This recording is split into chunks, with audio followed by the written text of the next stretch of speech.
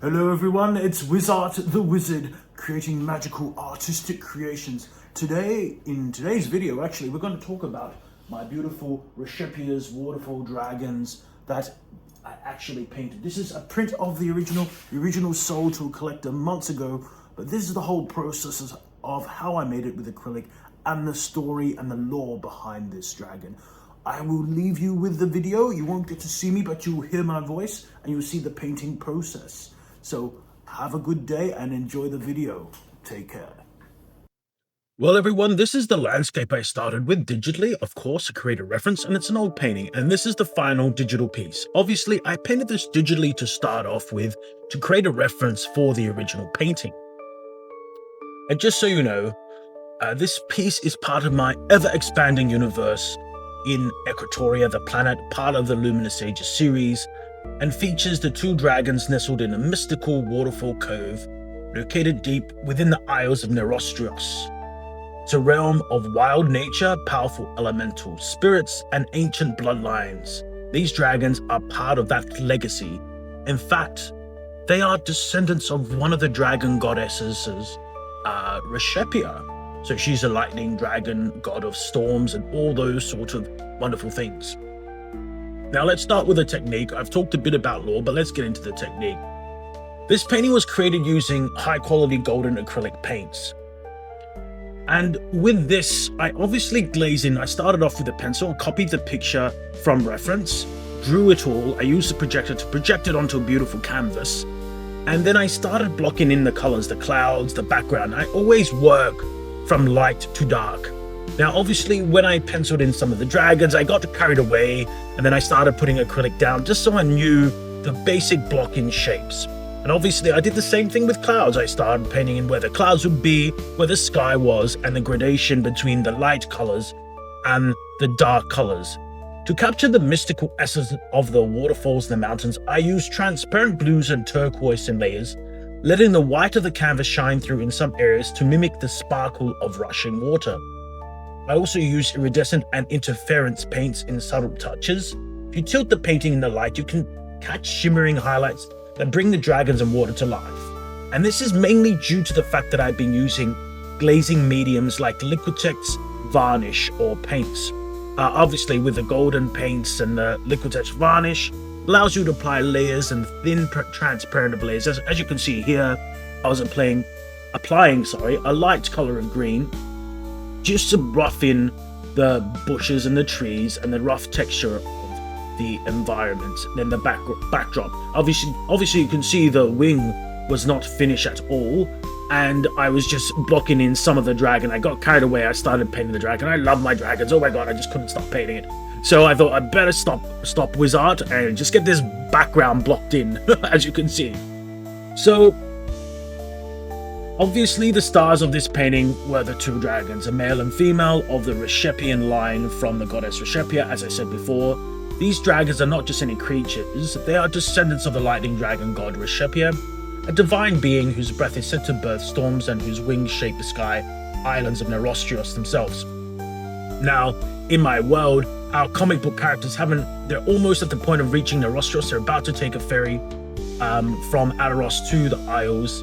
And these isles are very beautiful, mystical places. Many people worship a few gods there. We won't go into all of them, but we'll talk about Reshepia. She's the main goddess. And, you know, it's a very important area. And I thought I'd show it's not only that there is stormy areas and all that sort of stuff, but there's also beautiful, tranquil areas, lush with water and waterfalls and nature and rocks and mountains and all that sort of stuff. The male dragon here, which I'm painting draped in deep indigo, storm grey, and charcoal scales, represents the thunderous strength of the storm of Reshepia. Fierce, protective, a sentinel of the cove, his darker palette reflects his deep connection to the primordial clouds and the raw power of lightning.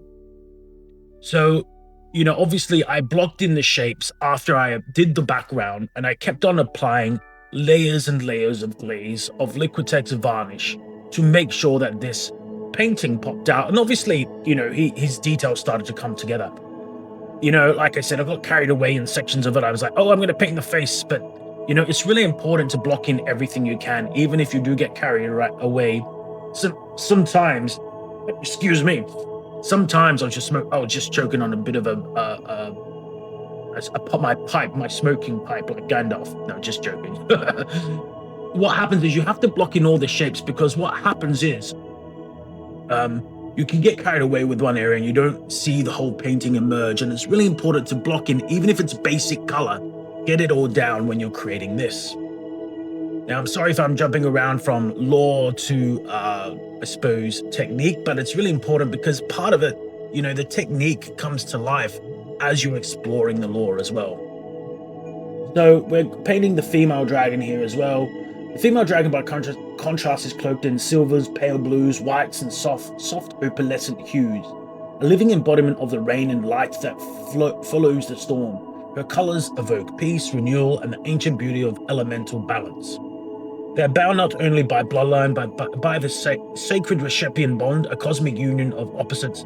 Together they guard the hidden coves of Reshepia and the temples, a magical place where lightning touches water and memories stored in crystal droplets.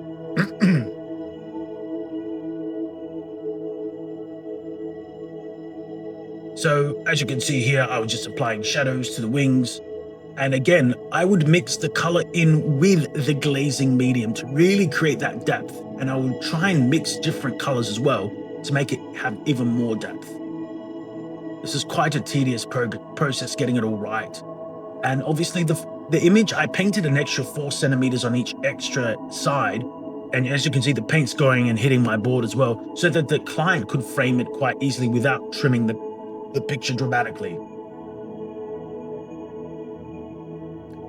So, going back to lore, in the Luminous Ages mythos, the Isles of Nerostros are floating landmasses kept aloft by elemental currents and lightning veins deep within the earth. This particular cove, hidden by illusion magic, is one of the few places where the resonance of the old gods still pulse, and where I suppose it's a sanctuary in a cove for Reshepia's descendants, her babies, to, I suppose, frolic and have fun and start families and, be really protected by the elements. You do need special portal magic to enter there if you're going to enter through ships, or you need very high level luminary or captivary wizard that can sense the illusion magic to find the portal to enter that area. Because sometimes you might be setting a sail and all you see is a massive mountain in front of you, and you're like, well, I can't go there because there's a mountain in front of me. But in actual fact, that mountain may be a portal into this cove. And so, as you know, maybe you don't know this is the first time you've heard of my stuff. In Luminous Ages, there are luminaries and captivaries. The luminaries can draw and bring creatures to life, and captivaries can capture things on a page. And that's basically what the whole world of Equatoria's magic is based on: dreams and art magic. And if you have a high captivary that can sense the illusion magic that these dragons have cast in this cove, you can actually access the port and get into this area in the cove.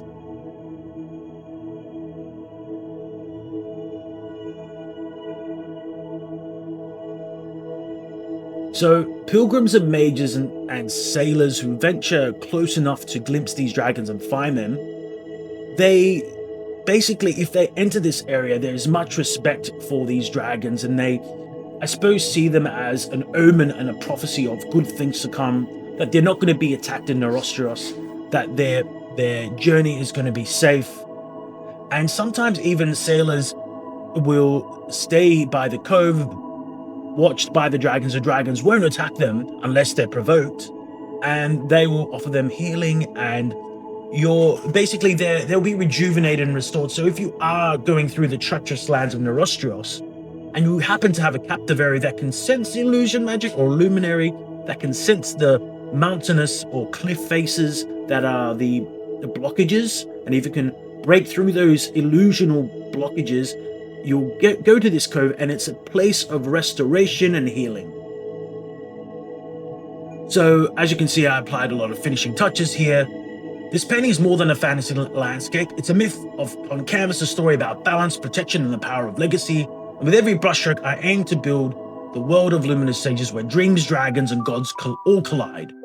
I'd like to thank you for joining me on this journey, And this is the final painting here. I applied many hours and hours. This was at least 6 weeks of painting. And this is me with my collector, Ken, who was a lovely man who purchased this painting.